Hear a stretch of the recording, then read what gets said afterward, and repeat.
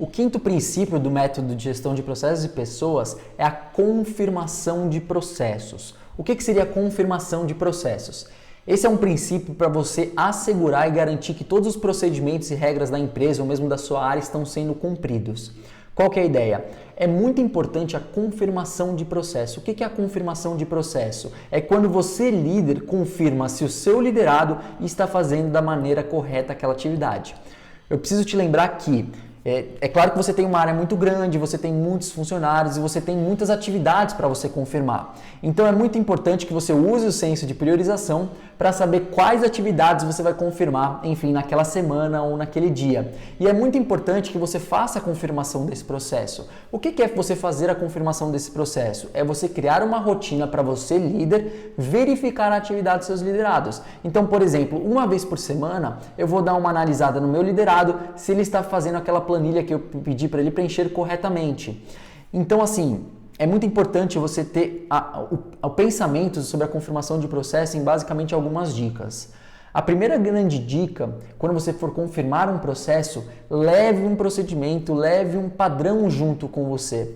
Porque quando você cobrar o seu funcionário de fazer de uma certa maneira aquela atividade, essa certa maneira não deve vir de você, líder, e sim de um procedimento ou de um padrão. É muito mais justo você cobrar um liderado quando você tem um procedimento por trás daquela atividade e quando não é você, líder, que está falando como ele deve fazer aquela atividade, tá?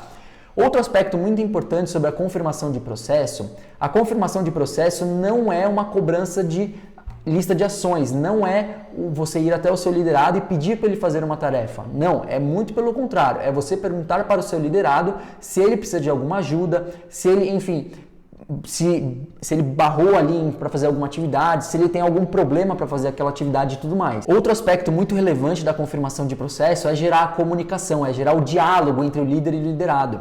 Quando o líder vai até o liderado e pergunta como está indo a atividade dele, o liderado também se sente à vontade de falar dos problemas. Então é muito importante que o líder nesse momento deixe claro que ele deve sim falar dos problemas, que você busca realmente melhorar os processos daquele liderado. Combinado?